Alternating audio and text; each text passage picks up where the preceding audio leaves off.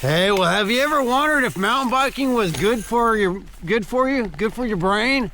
Well, I'm here to tell you it is, and I've been thinking this for years, that mountain biking is great for your brain. Of course, I'm talking about more than just the stress relief. There's definitely something about getting out in the great outdoors and breathing fresh air and doing something you love. I'm feeling the momentum, but I knew there was more to this. And recently, I watched a YouTube video from a lady who is super realistic, and I think the name of her channel is Century Ride. I'm going to link it at the end of this video. But she quantifies what I've been thinking for years, that the momentum and the brain exercise of mountain biking is really good for you. It stretches the brain. So, you know, when I'm riding my bike, I love to justify what I'm doing is good for me. And mountain biking is one of those things that, you know, is definitely good for your health and fitness. But I've always thought that it's great brain exercise. Well, after spending the last 6 months in Europe, I'm back on my home trails. I'm back at Bethel Mountain Bike Trails. That's where I'm taking you right now. And after 6 months off the mountain bike, I am brain fatigued in a good way, in a good way. This is the reset of the compass.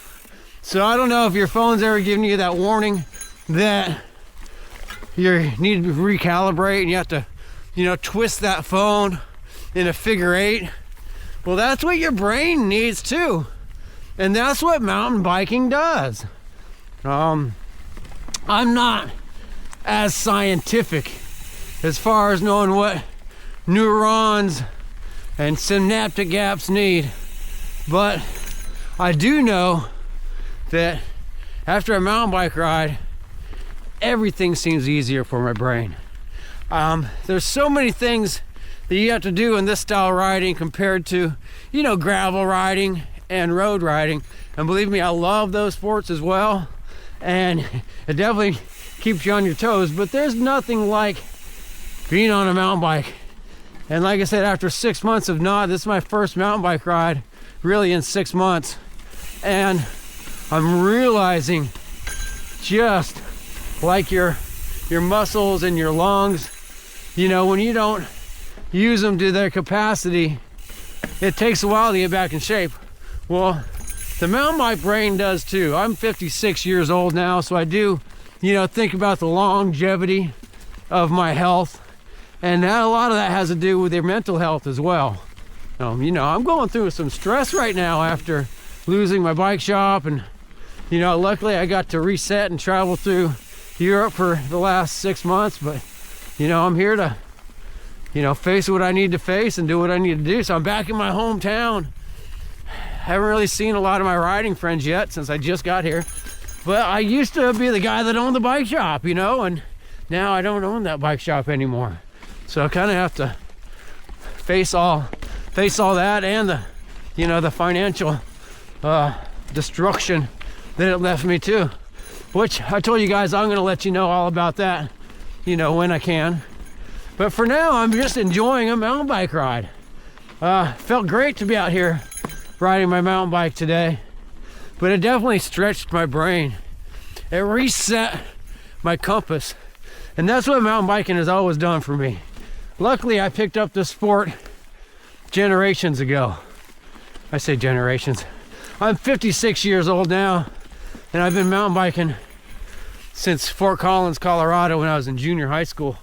Well, mountain bikes didn't even have suspension. Old Shrek Antelope down Horsetooth Mountain. And there was nothing like it. So I've been around mountain biking for a long time. And of course, it's been a common thread in my life that's really steered my life. What's Sheryl Crow say? You know, life's a winding road. I always think about a trail when I listen to that song. And it's nice to have a trail. So Here I'm in the Desoto National Forest. You won't find a lot of, you know, obstacles and features here. It's a national forest, so they don't let you build jumps and stuff. But it's a raw, old school single track trail. Things that have disappeared all around the country. Like a lot of these trails like this that I grew up riding are now subdivisions or airports or shopping malls. Luckily, here outside of Biloxi, Mississippi, they made this a national forest years ago, and a lot of it's for timber, you know, so they grow these pine trees and then they, you know, they sell them off. I don't know, like they're deforesting some of this trail right now, but we still have the trail. They lease a lot of this to hunting camps, so there's a lot of deer hunters out here right now, and you know, that's a whole nother thing I'll make a video about. And believe me, I want everybody to enjoy their sport. I'm not one of those guys that, I don't hunt myself, but I think it's something that I'm just happy to see other people out here doing what they like to do. So it does impede our trails a little bit this time of the year, but I think over the years we've learned to get along with the hunters, and the hunters realize that this is really our only spot around here to ride mountain bikes. So hopefully we all work together. But anyway, more about the goodness of the brain. But there's so many things that you have to do when you're mountain biking. Like I said, I'm lucky that I have actually a trail to ride on.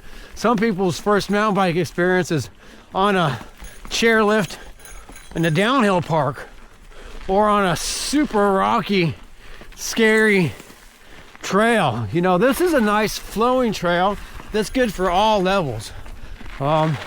As a veteran mountain biker, as a thrill seeker, as a accomplished cross-country racer, I'm happy with Bethel. But I love the flow of a natural trail system like this. And like I said, they're getting few and far between.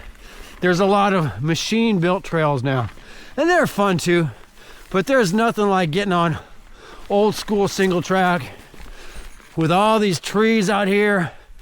I know I'm intaking fresh oxygen, and that's got to help your brain. When you are mountain biking, you know, I mean, even right now, I'm just at a moderate level, and I'm breathing hard.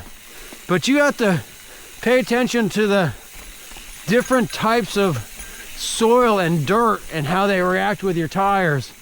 The angle of your tires on the dirt so you don't skid out. Your front brake, your back brake. There's really so many things that you have to do naturally.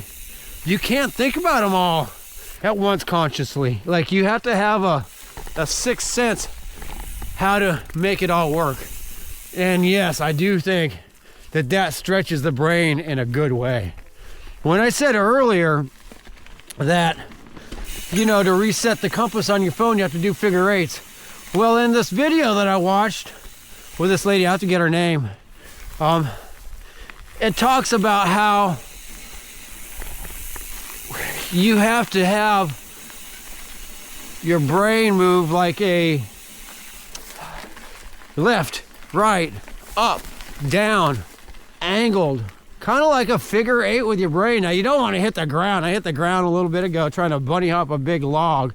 Most people would be smart and not try to do that, but I think I used to be better at bunny hops, or I'm just out of practice, and I'm on a heavier trail bike. So if you haven't tried mountain biking, look at this trail I'm on right now.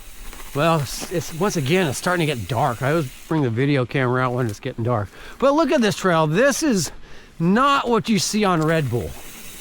I'd like to invite people to come ride mountain bikes with me and get used to this. I've taken a lot of beginners out on this trail. I've taken a lot of people that have tried mountain biking in other places, and when they come ride this trail, all of a sudden they like mountain biking.